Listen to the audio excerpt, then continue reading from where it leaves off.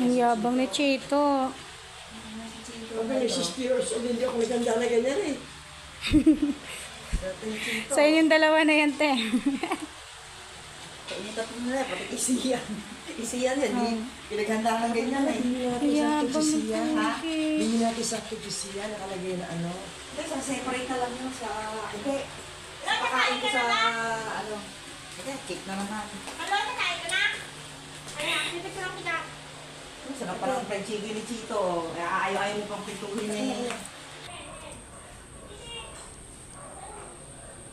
So yun na, kasisi. Dito pala tayo sa labas. Sa may terrace nila ba kasisi. So madilim na. Diba?